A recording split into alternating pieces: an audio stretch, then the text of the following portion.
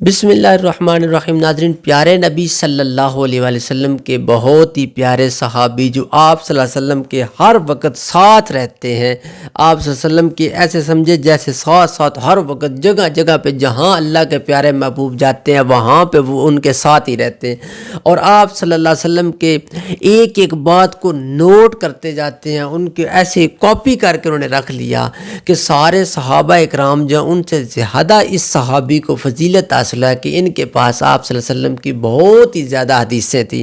انہوں نے آپ صلی اللہ علیہ وسلم کی حدیثوں کا ایسے سمجھے مجموعہ تھے آپ۔ تو یہ کون سے صحابی ہیں؟ یہ وہ صحابی ہیں حضرت ابو ہریرہ رضی اللہ تعالی عنہ۔ یہ وہ صحابی ہیں، اتنے پیارے صحابی، انہوں نے آپ صلی اللہ علیہ وسلم کی باتوں کو اس طرح نوٹ کیا اور سوال بھی کیا کرتے تھے ساتھ ساتھ۔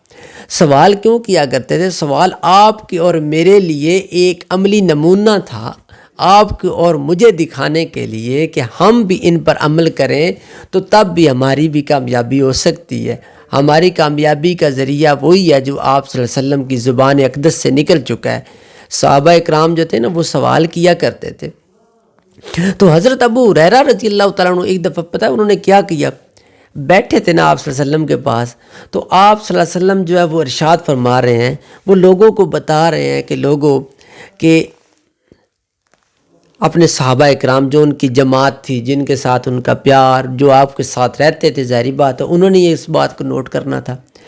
انہوں نے آپ صلی اللہ علیہ وسلم نے فرمایا، ان کو بتا رہے ہیں آپ صلی اللہ علیہ وسلم، پیارے نبی ان کو بتا رہے ہیں کہ ایک بندہ جس نے کلمہ پڑھا لا الہ الا اللہ محمد الرسول اللہ، جس نے یہ کلمہ پڑھا وہ جنت میں چلا گیا۔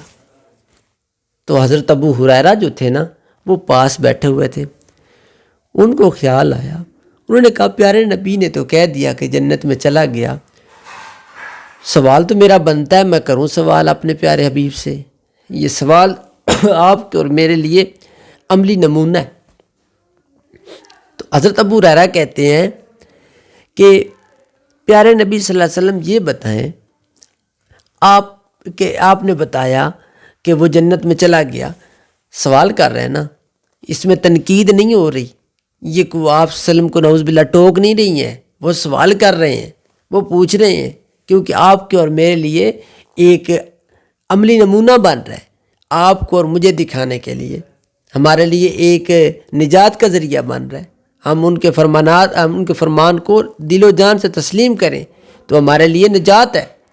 تو انہوں نے فرمایا، کہتے ہیں کہ پیارے نبی صلی اللہ علیہ وسلم یہ بتائیں، جس کے بارے میں آپ نے کہا کسی نے کلمہ پڑھ لیا تو وہ جنت میں چلا گیا، تو کیا اس نے اگر چوری کی ہو، زنا کیا ہو، غلط کام کیے ہوں، کیا اس کو بھی جنت میں چلا جائے گا؟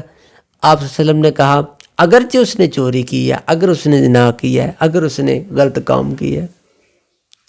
ابو ہریرہ رضی اللہ تعالیٰ عنہ پھر پوچھا، فرمایا یا رسول اللہ، اس نے زنا بھی کیا ہو، چوری بھی کی ہو، پھر بھی جنت میں چلا جائے گا؟ آپ نے پھر فرمایا اگرچہ اس نے زنا کیا ہو، اگرچہ اس نے چوری کی ہو، پھر بھی چلا جائے گا۔ پھر اس نے پوچھا، پھر سوال کرتے ہیں کہ اگرچہ اس نے زنا بھی کیا ہو، چوری بھی کی ہو، تو آپ صلی اللہ علیہ وسلم نے پھر یہی دہرا کے کہا اگرچہ اس نے زنا کیا ہے، اگرچہ اس نے چوری کی ہے، لیکن اس کا مطلب یہ نہیں ہے کہ جو ہم سمجھ لیں کہ جو مرضی ہم کرتے رہیں، بس کلمہ پڑھ لیا، نہیں، ساتھ آگے بھی سنتے جائیے۔ جس نے زندگی کے اندر زنا کیا، غلط کام کیے اور زندگی کے اندر اللہ سے معافی نہ مانگی، وہ جنت میں نہیں جائے گا۔ اللہ سے مانگے، معافی مانگے اللہ سے، جب بھی اس کو اپنی غلطی تسلیم ہوئی تو اسی وقت اللہ سے معافی مانگے، اسی وقت اللہ کے سامنے گڑ گڑا کے رو جائے، سچی توبہ کر لے اللہ سے، اللہ کے سامنے جھک جائے، سچی توبہ کر لے۔ جس وقت وہ سچی توبہ کر لے گا، اللہ کے سامنے جھک جائے گا، پھر دیکھنا اس کے لیے اللہ تعالیٰ کس طرح بخشش کے راستے کھول دیتا ہے۔ اللہ تو کہتا ہے میرے سامنے ایک مرتبہ بندہ آتا ہے نا، بندہ ایک دفعہ اپنی کارگزاری ایک دفعہ میرے سامنے عرض کرتا ہے، اللہ میں مجبور، میں لاچار، مجھے معاف کر دے۔ اللہ کہتا ہے میں پچھلے سارے گناہوں پہ قلم پھیر دیتا ہوں۔ لیکن اللہ نے بار بار قرآن کے اندر یہ لفظ کہا کہ میرا بندہ مجھ سے معافی مانگ، میں تجھے معاف کر دوں گا۔ جب مانگے گا میں تجھے معاف کر دوں گا، لیکن ایک بات یاد رکھنا، میرے ساتھ کسی کو شریک نہ بنانا، میرے ساتھ کسی کو دوسرا ہم سر نہ بنانا، کوئی دوسرا ایسا نہ بنانا کہ میں اللہ ہوں، قل هو اللہ احد، میں اکیلا ہوں، میرے ساتھ کوئی شریک نہیں ہے۔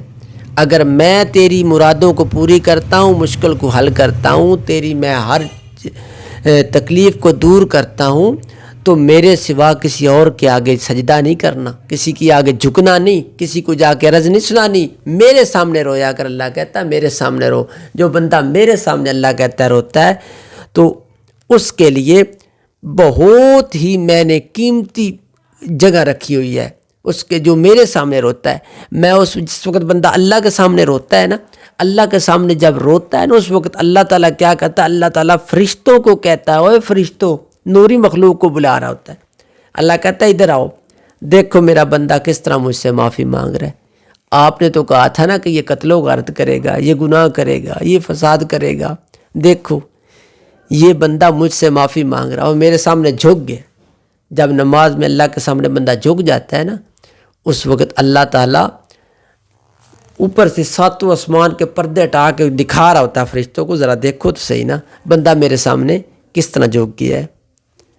تو یہ تھی مختصر سی حدیث جو میں نے آپ کے سامنے رکھی ہے، تو اس کو ذہن نشین کر لیں کہ اللہ سے معافی ضرور مانگ لیں۔ یہ نہیں کہ آپ گناہ کرتے رہیں اور بس توبہ کی کو نہیں، بس ٹھیک ہے آپ نے کہا ٹھیک ہے کلمہ میں نے پڑھا ہوا ہے، نہیں ایسے نہیں ہے۔ اللہ سے معافی ضرور مانگے، اللہ سے معافی مانگو زندگی کے اندر، یہ آنکھیں بند ہونے سے پہلے، سانس ختم ہونے سے پہلے اللہ سے معافی مانگ لو۔ گناہ انسان سے ہوتے ہیں، انسان ہے، خطا کا پتلا ہے، گناہ کر بیٹھتا ہے، لیکن معافی کا بھی اللہ تعالیٰ نے رستہ رکھا ہوا ہے۔ اگر معافی کا رستہ اللہ کے علاوہ کسی اور کے پاس ہوتا تو وہ آپ کی اور میری بخشش بھی نہیں ہونی تھی۔ یہ اس رب کا بڑا کرم ہے، اس رب کا بڑا احسان ہے کہ جس نے معافی والا جو ہے نا، یہ جس کو کہتے ہیں نا معافی والا پرزہ اپنے پاس رکھا ہوا ہے۔ وہ کہتا ہے بندہ میرے سامنے آئے نا تو میں کئی صدیوں کے گناہ بھی معاف کر دیتا ہوں، اس نے جتنے بھی گناہ کیے ہوں میں معاف کر دیتا ہوں۔ یہ وہ رب کریم ہے، اتنا رحیم ہے، اتنا کریم ہے۔ ذرا مانگو تو صحیح، ذرا جھک کے دیکھو تو صحیح۔ انشاءاللہ نئی ویڈیو کے ساتھ آپ کے سامنے حاضر ہوں گے۔ میرے یوٹیوب چینل کو اگر آپ نے سبسکرائب نہیں کیا تو ضرور سبسکرائب کر لیں۔ دعاؤں میں یاد رکھیں۔ اللہ حافظ۔